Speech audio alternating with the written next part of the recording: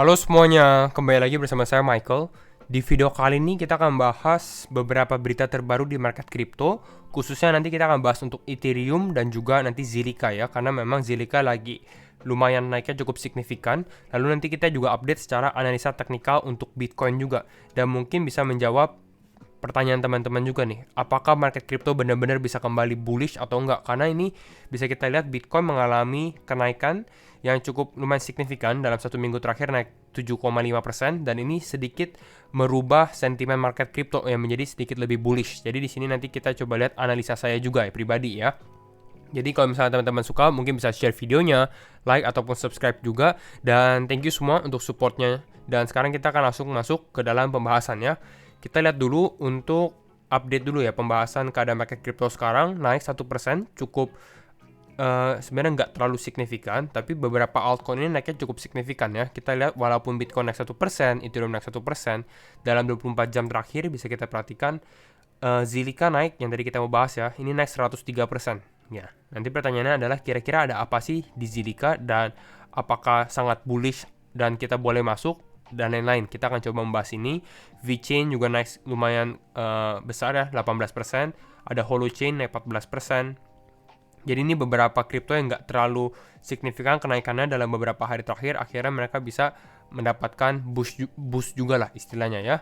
Apakah ada yang koreksi? Masih ada, tapi normal ya, koreksinya nggak terlalu besar juga.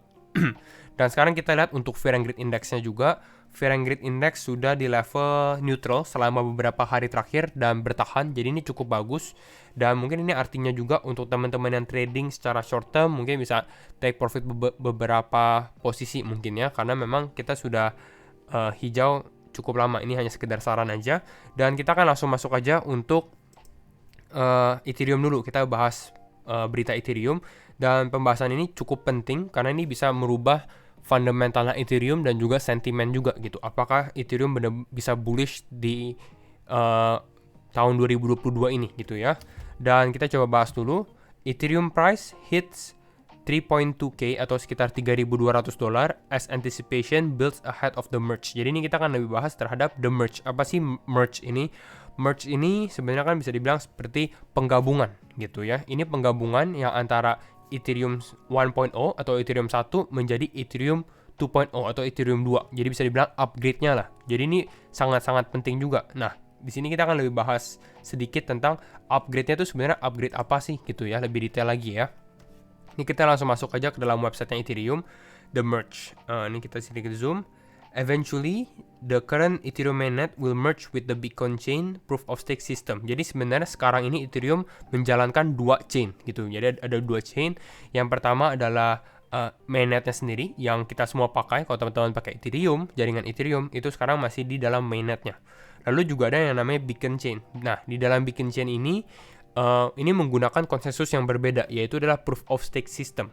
Nah, ini mungkin saya juga lupa jelasin, yang untuk Ethereum mainnet sekarang ini menggunakan proof of work gitu. Jadi, bagaimana cara mendapatkan Ethereum-nya? Nah, itu menggunakan proof of work. Mungkin teman-teman familiar dengan yang namanya mining, ya. Ini mining rig kan, untuk mining Bitcoin atau mining Ethereum. Intinya, semua kripto-kripto yang berhubungan dengan proof of work, ini miningnya tuh biasanya menggunakan mining alat perlengkapan seperti inilah intinya ya.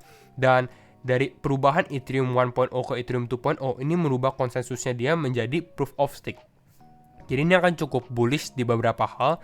Yang pertama adalah, ini kita lihat ada report di bawah sini, adalah lebih eco-friendly gitu. Jadi lebih lingkungannya lebih friendly, lebih ramah lingkungan lah bisa dibilang ya. Kita lihat dari sini, the transition to proof of stake will reduce the Ethereum energy consumption by 99.95%. Jadi bakal turun sekitar 99,95% karena orang nggak harus membuang listrik gitu ya. Karena kalau di sini kita harus membuang listrik untuk membuat mining rig-nya, menjalankannya dan lain-lain gitu. Jadi ini akan cukup bullish juga. Yang pertama, lalu yang kedua adalah impact di dalam supply-nya Ethereum. Untuk sekarang, pada saat ada Ethereum yang di mining baru gitu ya, yang di minting, security supply-nya akan naik.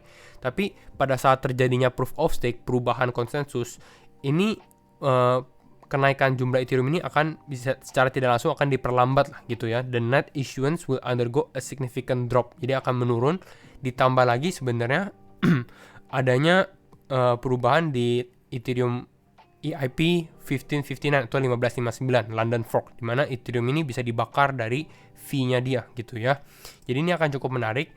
Nah, intinya apa? Intinya cukup bullish, tapi teman-teman bisa perhatikan kapannya dulu nih. Kira-kira kapan sih the merge ini akan terjadi? Kalau untuk sekarang masih sama, timeline-nya di tahun 2022, di tahun ini, tapi ini kira-kira di quarter 2 gitu. Jadi mungkin kita bisa ekspektasi kita kira-kira di bulan Mei ataupun di bulan Juni. Jadi di tengah-tengah bulan itu akan cukup bullish sih saya rasa untuk Ethereum sendiri, karena ini akan cukup besar dan sudah dinantikan banyak orang juga. Gitu ya. Kita di sini Ethereum mainnet continues to be secured by proof of work. Untuk sekarang masih pakai proof of work, dan Bitcoin chain-nya sendiri pakai proof of stake. Pada saat the merge-nya terjadi, penggabungan itu terjadi, Ethereum ini akan menggunakan proof of stake. Nah, ini yang perubahannya lah. Dan proof of stake ini sebenarnya sudah dilakukan oleh banyak kripto juga seperti Solana, Cardano, dan lainnya juga. Teman-teman bisa perhatikan yang lainnya gitu ya. Dan untuk stake Ethereum sendiri sudah ada nih, kita lihat ada di apps-nya sendiri. Contohnya adalah Lido Liquidity for Stake Assets. Jadi di sini kalau teman-teman punya Ethereum, mau staking Ethereum-nya menjadi Ethereum 2.0 gitu ya. Ini juga ada stake-nya. Cukup besar juga, ini sekitar 8 billion atau sekitar 8 miliar dolar ini dimasukkan ke dalam Lido Finance sendiri untuk Ethereum 2.0. Dan bukan hanya Lido, masih banyak hal lagi gitu ya. Jadi ini cukup bullish. Lalu selanjutnya ada Zilliqa. Kenapa Zilliqa bisa naik? Ini kita lihat dulu di sini. Nah, kenapa Zilliqa bisa naik? Sebenarnya ada pengumuman ini gitu ya. Pengumumannya juga banyak orang tidak meng-expect bakal terjadi pengumuman besar seperti ini ya. Sebenarnya nggak terlalu besar juga. Kita baca dulu deh. The rumors are true. Zilliqa will be hitting up Miami to host an exclusive early access event for Metapolis. Jadi intinya dia akan ada event untuk Metaverse. Dan ini yang saya suka untuk Zilliqa sendiri. Kenapa? Karena dia dulu hanyalah sebuah crypto layer 1 gitu. Tapi kalau untuk sekarang kita bisa lihat dia tuh sudah ada niche-nya atau lebih spesifik lagi gitu. Dimana kalau kita dari infonya sendiri dia layer 1 Metaverse. Jadi dia akan lebih fokus terhadap Metaverse, tapi dia lebih terfokus di layer satunya. Gitu. Jadi ini ada spesifikasinya lah. Jadi ini akan menarik dan mungkin bisa membedakan Zilliqa dari layer satu lainnya. Gitu.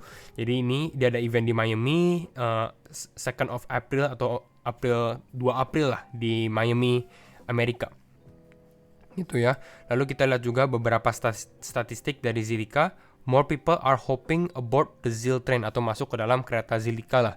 Ada beberapa statistiknya. Yang pertama adalah jumlah alamat di Zil ada naik sekitar 180% dibandingkan dengan dari 2020 ke 2021 gitu ya. Lalu transaksi volumenya juga naik sekitar 172%, increase from 11.2 million to 30.2 million. Dari 11,2 juta menjadi 30,2 juta. Cukup menarik, cukup bagus juga sebenarnya. Tapi ini teman-teman harus perhatikan juga bahwa di tahun 2021 ini bisa dibilang kripto ini cukup bullish gitu. Jadi bukan hanya Zilliqa doang yang naik, tapi hampir semua layer 1 itu juga mengalami kenaikan yang signifikan. Gitu. Jadi ini satu hal yang teman-teman harus perhatikan juga untuk Zilliqa ya. Untuk kedepannya saya lihat fundamental Zilliqa masih cukup baik, tapi kalau teman-teman mau masuk sekarang atau mau beli sekarang, mungkin jangan FOMO dulu. Apalagi ini udah naik 101%, hampir 102 gitu ya dalam kurun waktu 1 hari aja gitu. Lebih baik menunggu, ataupun kalau misalnya dia ada sedikit penurunan koreksi ya. Dan itu untuk Zilliqa dan Ethereum. Dan kita bahas sedikit tentang Bitcoin juga. Ini dari si Will Clementi ya, seperti biasa dia ada bahas di mana Wall of Us just step in on Bitfinex from 45,000 to 48,000. Jadi intinya apa? Intinya us ini kan, Wall of Us ini adalah orang-orang yang mau menjual gitu, orang-orang yang mau menjual. Dan di sini bisa dibilang ada resisten lah secara tidak langsung dia bilang. Ini kalau teman-teman perhatikan yang warna kuning ini ya, yang warna kuning ini order untuk jual. Dan kalau order untuk jualnya besar ya, artinya dia bisa dibilang menjadi resisten yang kuat. Makanya ini saya selalu bilang di level kalau misalnya Bitcoin bisa break 45.000 itu bisa dibilang akan cukup bullish juga, karena ini artinya dia sudah masuk ke dalam resisten atau bisa break resisten kuatnya. Tinggal tunggu apakah confirm atau enggak. Lalu Bitfinex ini adalah salah satu exchange crypto, dan biasanya yang yang trading di Bitfinex ini adalah whale atau pemain-pemain besar lah, bisa dibilang seperti itu. Makanya orang sukanya melihat exchange Bitfinex gitu ya. Dan sekarang kita akan langsung masuk aja ke dalam technical analisisnya. Tapi kembali lagi, saya disclaimer on juga, teman-teman do your own research, dan ini bukan non financial advice. Semua keputusan juga di tangan teman-teman gitu ya. Ini saya hanya memberikan opini saya juga dan gambaran lah, analisa ya. Dan kita akan langsung masuk aja tuh videonya. Kalau kita lihat untuk teknikalnya ya, kita lanjut dari video terakhir kita di mana ternyata ini memang beneran konfirmasi di mana exponential moving average-nya ini berhasil crossing gitu ya. Jadi ini adalah satu tambahan di mana oke, ini mungkin Bitcoin bisa sedikit mengalami penguatan. Tapi konfirmasinya sebenarnya belum benar-benar terjadi gitu. Karena kalau kita extend ini, kita agak sedikit panjangin. Di sini kita bisa lihat sebelumnya kan Bitcoin ke reject, ini bisa dilihat ya.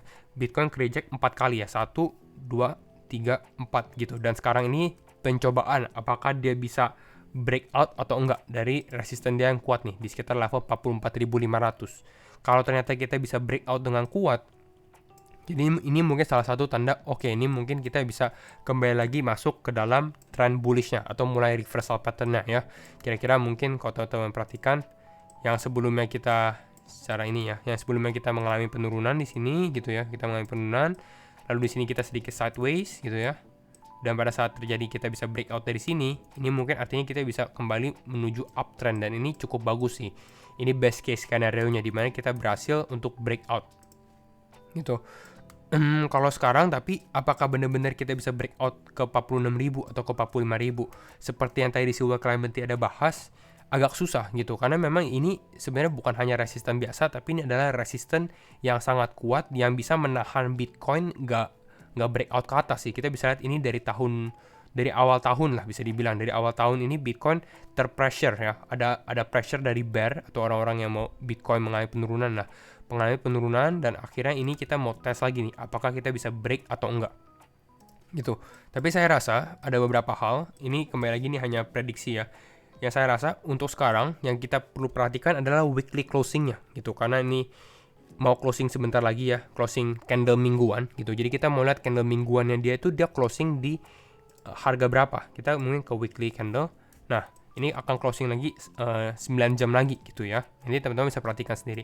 Kalau ternyata kita bisa closing di atas atau di atas 44.500 lah at least ya. 45.000 itu akan menjadi lebih bagus lagi. Tapi mungkin kalau kita di atas 44.500 atau at least masih di dalam kotak warna biru ini mungkin menjadi salah satu sign atau tanda yang bagus lah. Mungkin Bitcoin bisa mengalami penguatan gitu ya. Itu yang pertama. Tapi saya rasa juga karena adanya pressure di atas ini kalau teman-teman bisa saya gambarin mungkin bisa dibilang di sini tuh ada pressure yang kuat ya. Jadi kalau misalnya Bitcoin naik, agak susah untuk Bitcoin menembus ke atas gitu. Bisa dibilang kayak gitu ya.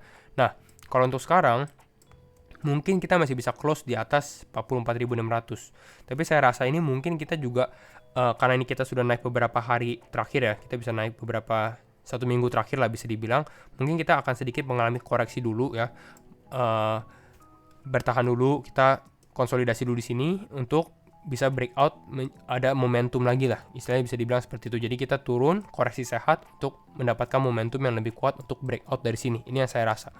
Jadi walaupun kita bisa closing di atas, mengalami penurunan sedikit, dan ini menjadi salah satu kesempatan kalau teman-teman yang belum misalnya beli gitu ya. Dengan kata lain, kalau misalnya support Bitcoin ini masih bisa kuat. Duh, tapi saya rasa dengan keadaan sekarang mungkin masih bisa kuat sih gitu ya, masih kuat lah. Harusnya masih bisa bertahan. Jadi kira-kira itu untuk Bitcoin. Lalu kita lihat juga untuk Bitcoin dominance-nya. Kita lihat untuk Bitcoin dominance-nya sebenarnya masih bisa dibilang lebih ke arah sideways ya. Saya masih memperhatikan hal ini. Kalau misalnya kita bisa di bawah kotak warna kuning ini atau di bawah 42%, ini harusnya banyak altcoin yang akan cukup performing atau naiknya akan cukup besar gitu ya. Kita bisa ada altcoin season lah gitu ya. Ini untuk Bitcoin dominance. Lalu terakhir kita bahas untuk Zilliqa juga. Bagaimana untuk Zilliqa? Kalau untuk Zilliqa saya rasa sih untuk sekarang lebih baik jangan beli dulu ya, jangan FOMO, apalagi ini udah naik ya berapa persen nih, 157%, bayangkan. Ini saya juga tadi perhatikan secara volumenya, kalau teman-teman perhatikan ini benar-benar Zilliqa lagi nggak ada volume sama sekali, terus tiba-tiba ada volume besar. Jadi ini cukup bagus sebenarnya. Oh, ternyata ada volume, tapi expect mungkin akan ada terjadi koreksi gitu. Dan ini persis juga dia sebenarnya di dalam resistennya dia juga di sekitar 0,1 nih di kotak warna kuning. Gitu ya, di sini 0,11 lah. Jadi kalau misalnya teman-teman mau beli atau kalau yang udah take profit, mungkin Zilliqa ada potensi untuk mengalami koreksi dulu ke level ini, ke level 0,09. Ini akan cukup menarik kalau teman-teman mau belinya di sini gitu ya. Dengan harapan jadi bisa lanjutin tren positifnya dia lagi gitu, mengalami koreksi normal lalu dia bisa naik lagi. Jadi itu untuk Zilliqa. Dan sekali lagi untuk Zilliqa BIDR juga ya, kalau misalnya teman-teman yang pakai rupiah biar ada gambaran juga. Nah ini ya, sekarang Zilliqa di 1700-an. Jadi mungkin ada potensi karena di sini ada resisten ya. Mungkin ada potensi juga dia ke 2000 atau 2500 gitu. Tapi lebih baik kita bermain aman, jangan FOMO.